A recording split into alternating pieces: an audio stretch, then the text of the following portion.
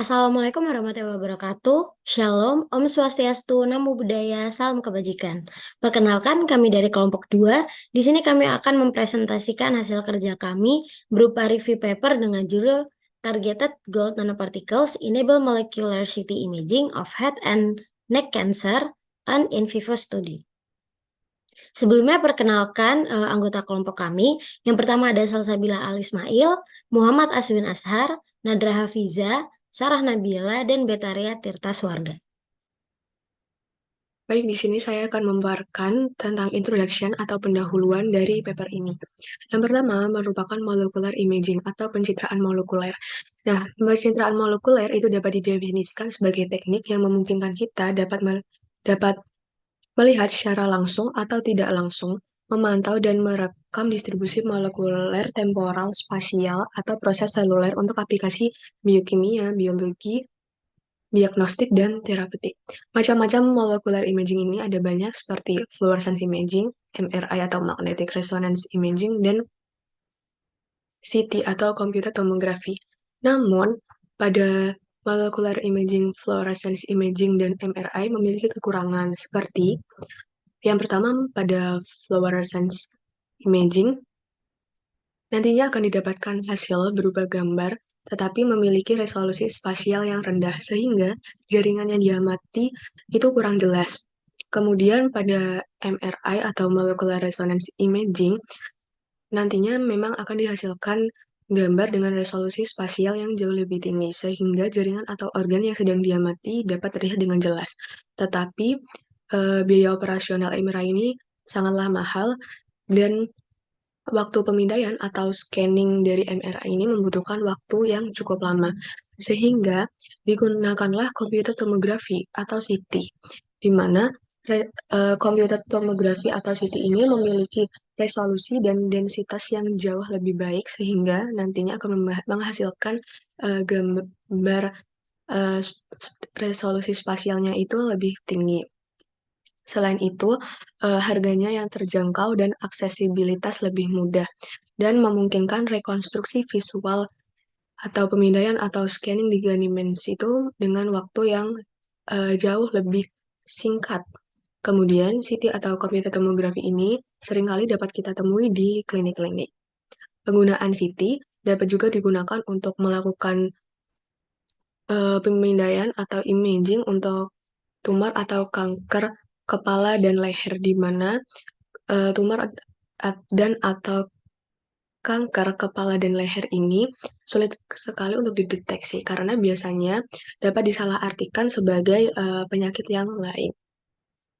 Kemudian untuk kontras agent yang digunakan pada computed tomography atau CT sebelumnya itu digunakanlah kontras agent yodium, di mana kontras agent yodium ini cepat sekali menghilang dari peredaran tubuh, sehingga dokter atau analis ini hanya membutuhkan waktu yang cukup sedikit untuk melakukan scanning atau pemindaian. Dan diperlukan kontras agent yang lebih lanjut atau kontras agent yang tambahan. Selain itu, kekurangan dari kontras agent yodium ini itu didistribusikan ke seluruh tubuh dan tidak langsung ke sel target, sel tumor, atau sel kankernya. Sehingga digunakanlah solusi targeting menggunakan asam folat sistemin AUNP atau nanopartikel emas.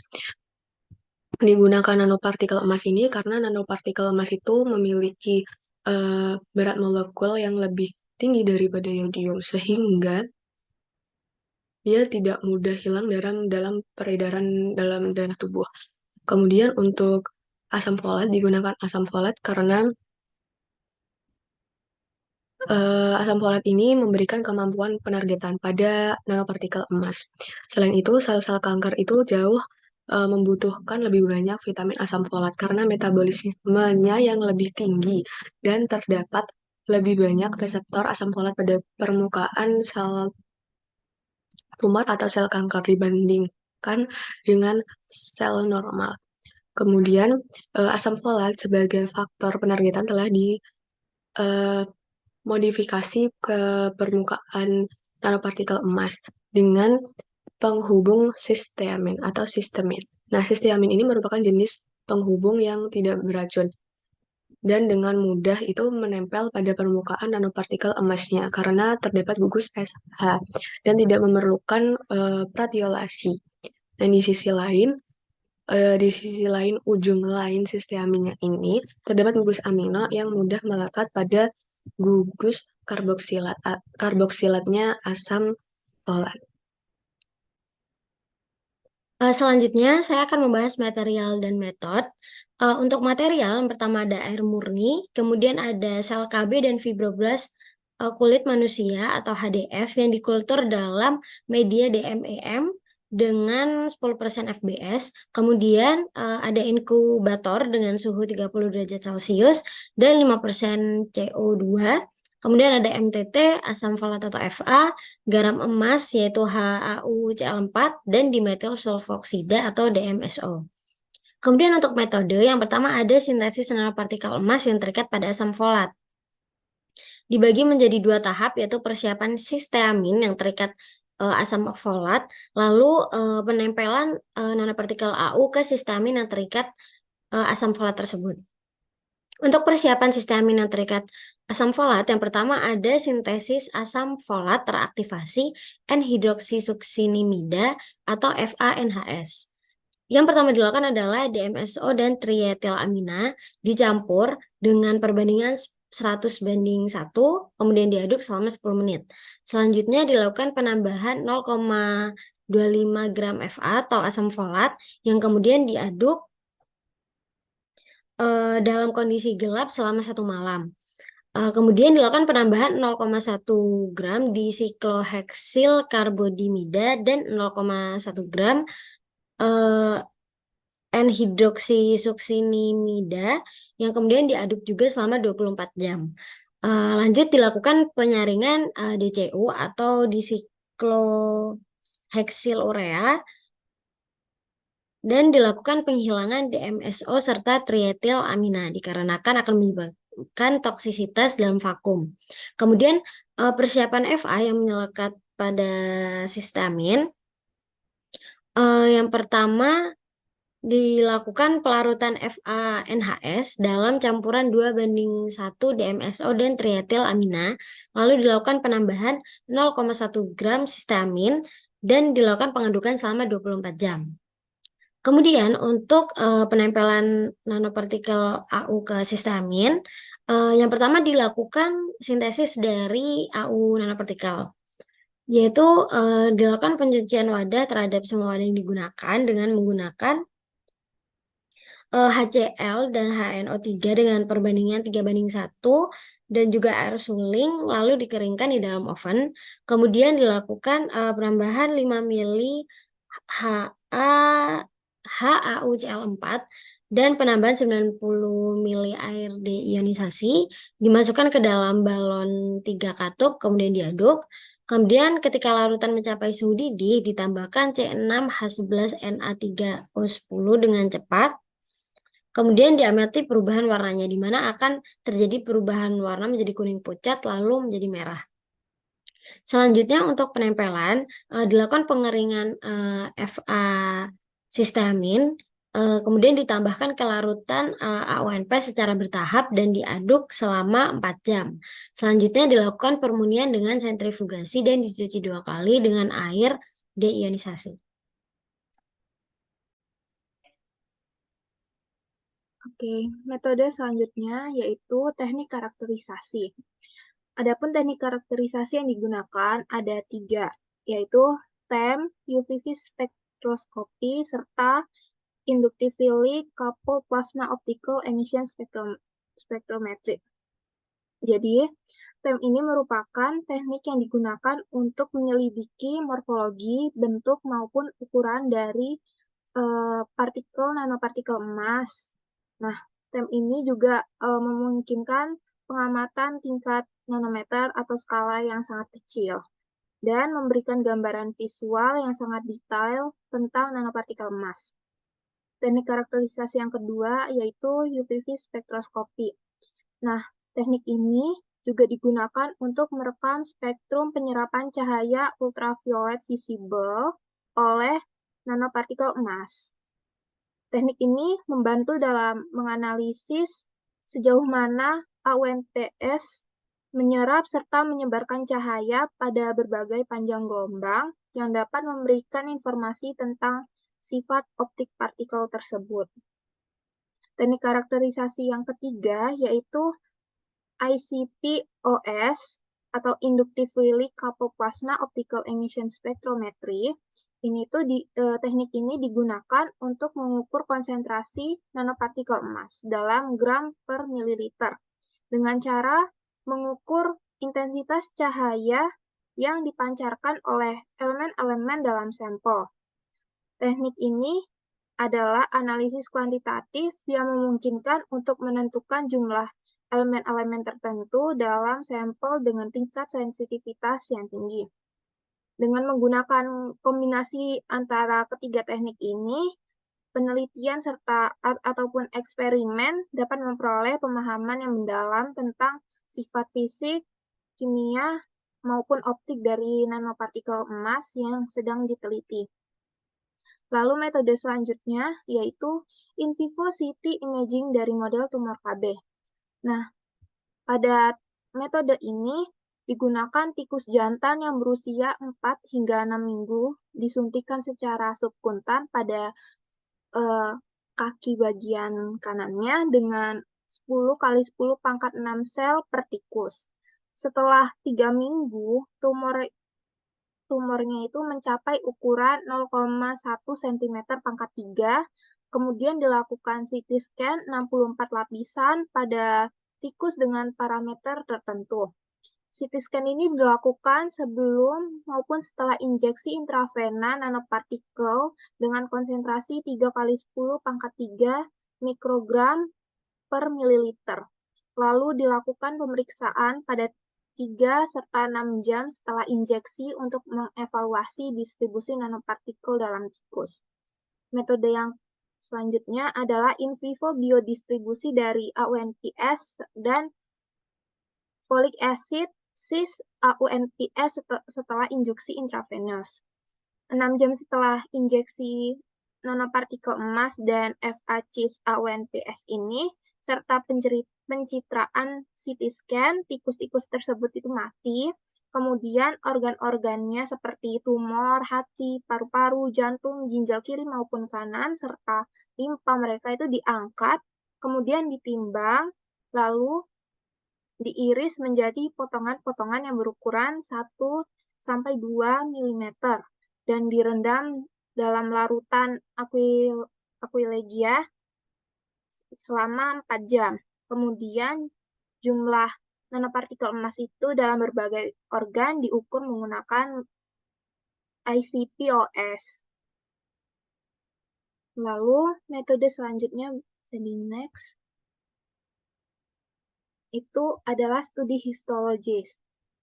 Jadi tikus-tikus yang sudah dikorbankan selama 2 minggu setelah injeksi nanopartikel emas, organ-organnya itu dipisahkan, kemudian direndam dengan larutan formalin 10%, lalu organ-organ tersebut kan dihidrasi serta tertanam parafin.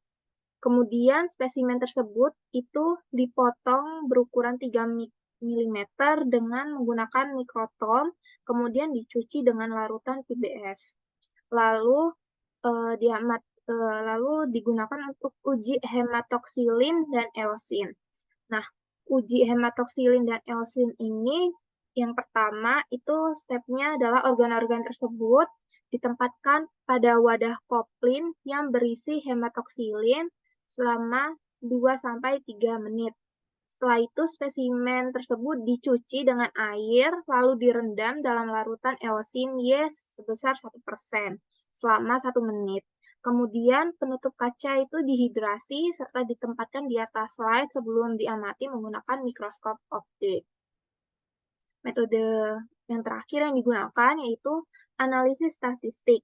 Nah, pada analisis statistik ini menggunakan metode ANOVA untuk menentukan tingkat signifikan data yang diperoleh. P-value dari nilai ANOVA ini kurang dari 0,05 yang dianggap sebagai tingkat signifikansi statistik.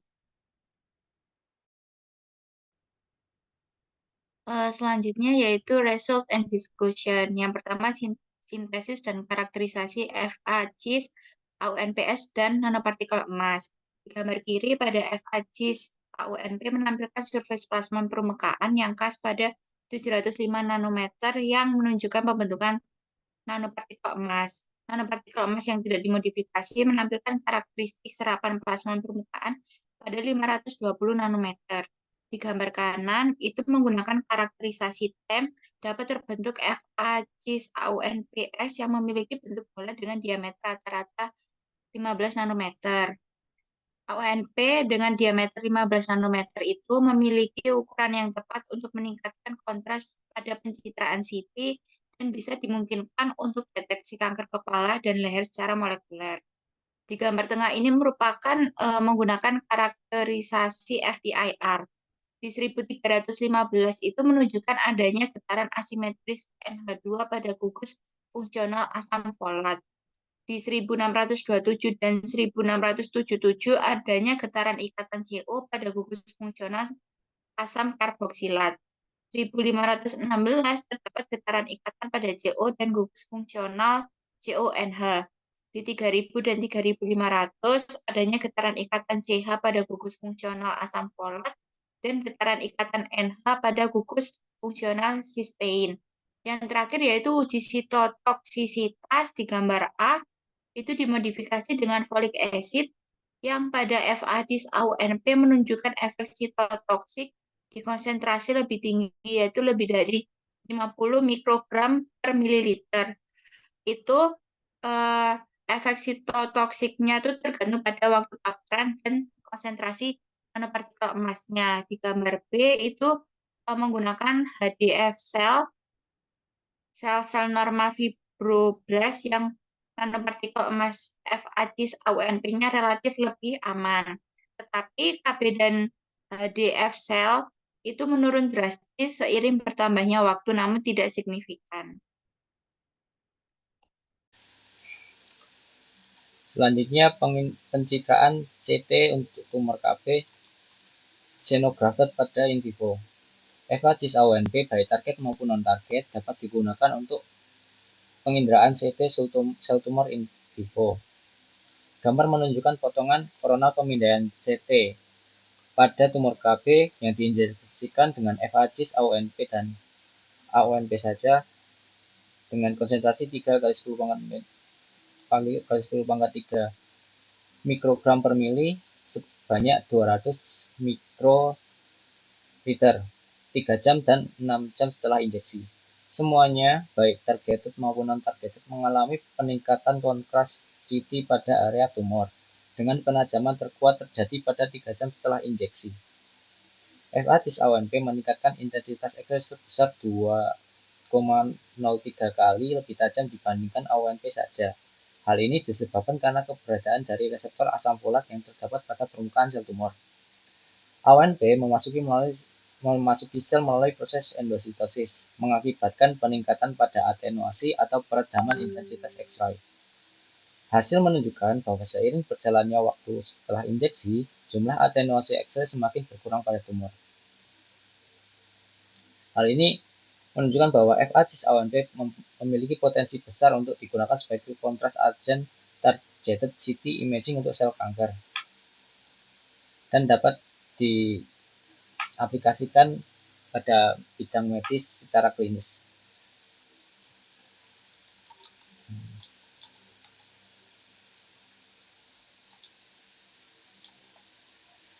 Kemudian studi histologi dan biodistribusi AUNP dan FA-CIS AUNP setelah injeksi intravena. Investigasi untuk mengatur pola metabolisme dari FA-CIS AUNP pada mincit BALB/C sehat dilakukan selama 1 bulan. Pewarnaan HE pada potongan jaringan organ utama, yakni ginjal, jantung, limfa, otak, dan hati, dilakukan dan diobservasi menggunakan mikroskop optik. Jika dibandingkan dengan kontrol, tanpa treatment apapun, morfologi dari organ utama tidak ada perubahan yang signifikan, mengindikasikan bahwa injeksi FA-CIS AUNP dengan inti AU berukuran kurang lebih 13 nanometer melalui injeksi intravena tidak menimbulkan toksisitas in vivo pada organ. Lalu untuk biodistribusi, hasil menunjukkan bahwa tingkat penyerapan jaringan tertinggi terjadi 6 jam setelah injeksi.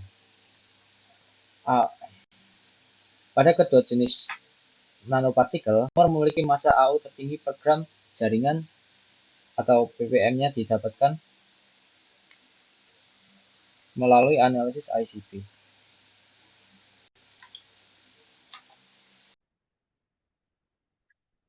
Kemudian kesimpulan pada paper ini yaitu toksisitas partikel nano dengan konsentrasi 3 kali 10 pangkat 3 mikrogram per mililiter pada berbagai organ tikus mencit diselidiki dengan pengujian histopatologi. Folate acid cysteamine nanopartikel emas pada berbagai organ tikus tidak beracun dan memiliki kompatibilitas biologis yang baik. Nah, jumlah pelemahan intensitas sinar X dengan adanya nanopartikel emas dan asam folat sistemin AWNP pada tumor KB atau sel nasofaring hewan menunjukkan bahwa nanopartikel emas yang ditargetkan mampu melemahkan intensitas sinar X sekitar 2,003 kali lipat dari nanopartikel emas. Nah, di sisi lain, dengan bertambahnya waktu setelah injeksi dari 3 hingga 6 jam, intensitas radiasi sinar X menurun pada tumor. Baik, sekian presentasi dari kami. Mohon maaf apabila ada salah kata. Wassalamualaikum warahmatullahi wabarakatuh.